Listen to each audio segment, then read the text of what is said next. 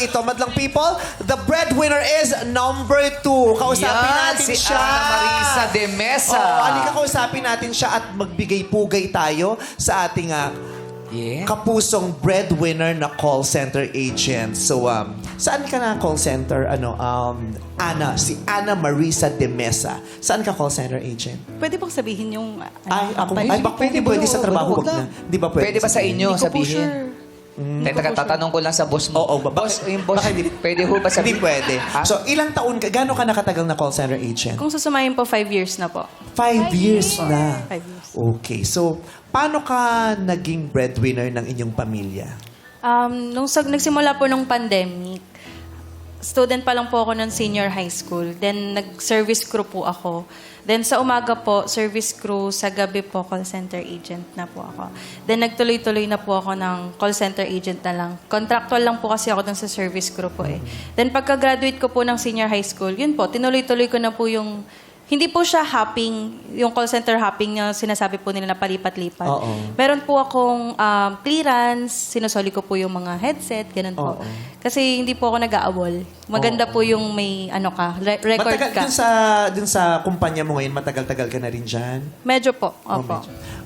Paano napunta sa'yo o naiatang sa'yo yung pagiging breadwinner? Pang-ilan ka ba sa magkakapatid? Fourth po ako sa 6 na magkakapatid. 6 na magkakapatid, Apo. pang-4 ka. Bakit sa'yo naiatang Actually, ang obligasyon na maging breadwinner? yung second eldest sister ko po talaga, siya po talaga yung unang breadwinner po sa family namin noon. Kaya lang po napagod na siya. So, kailangan po na Nagkaroon siya ng pamilya? Meron na rin po. Ayun. Yun kasi, di ba yung breadwinner pag nagkakaroon ng sariling pamilya, kailangan niya natutukan yung sarili niyang pamilya. Kaya Totoo. kailangan maipasa yun dun sa kapatid. kung sinong available. Pero Nasaan ang bakit Yes. kasi pang-apat ka Apo. kamon, may pangatlo pa. Meron po. Bakit sa'yo agad napunta? Yung pangatlo po namin, ano po siya, at outgoer, hindi po siya nag-stay sa bahay. Talagang adventurous po siya. Recently lang po, kakapanganak niya po sa third child niya. Opo. Hindi na po namin siya kasama. pamilya si... Apo, may family. Hindi na sapo. correct. Pero bakit nasa mga kapatid? Anong nangyari sa iyong mga magulang na dapat nagpo-provide para sa inyo? Yung father ko po ay wala na po siya. Then, sa totoo po niya, hindi po pare-parehas yung father po namin. Opo. Bale, sabihin na po na, anak po ako sa labas kasi. So, yung father ko po, nakita ko po siya nung bata ako. Pinapakita ko lang yung mga stars ko, mga medals ko sa kanya. Pero nung pumanaw na po siya, wala na po akong contact din sa family niya. Kaya po yun. Nalaman ko na lang po. Yung nanay mo naman. Nung 2016 po, way back, kasi nagpa-pageant po kasi ako noon. Nagpa-pageant po ako. Mahilig po ako mag-contest, sumali sa dance, ganyan po. Tapos, na-stroke po siya. One time, na-stroke po siya sa pagod. Then, 4 strokes na pala po yung nangyari sa kanya. Kailangan namin siya bantayan sa ospital. Ganun po. 2016 po yun. 2017, nagka-lupus naman po yung panganay namin ate. Lupus nephritis, kidney failure po siya. Ano po yun, 4th year high school pa lang po ako noon. Wala pong magbabantay dun sa mga kapatid ko. Kasi yung outgoer ko po na ate, wala po sa bahay. Yung pangalawa po namin na ate, siya po yung nag-work. Yung panganay po, siya po yung may sakit. Yun po yung nangyari nun. Kaya kailangan tumulong ka sa pamilya mo kasi kung hindi, wala po kayo makakain. Walang magbabantay, tsaka walang mag-aalaga. Kusa mong kinuha itong obligasyon na ito?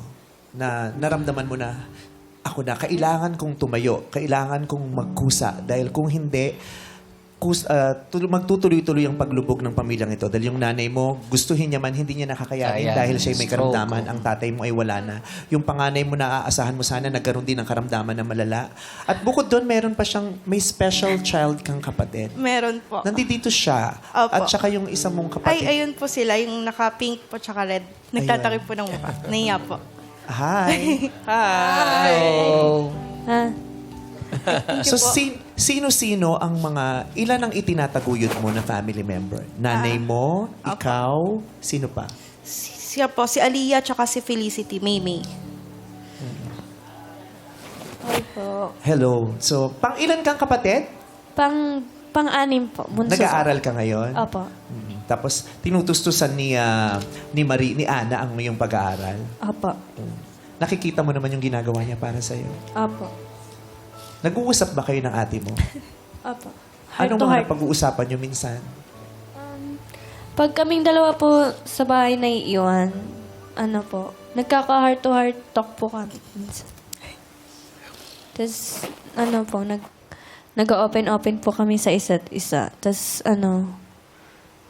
kung sinasabi po namin sa isa't isa yung kung ano po yung nararamdaman namin, na, na nahirapan po kami. Yung minsan po, yung may gusto po kaming sabihin sa isa't isa, pero nahihiya po kami sa, kahit sa family members po namin. Magkaharap ka. Pero minsan ba nagsasabi sa'yo na pagod na siya? Gusto niya Opo. na sumuko sa buhay? Ganun? Opo. Ako po yung takbuhan, parang comfort po ng mga ate ko. Paano mo sila, paano pinalalakas ang loob ng mga kapatid mo pag nangihina sila? Nakikinig lang po ako sa kanila.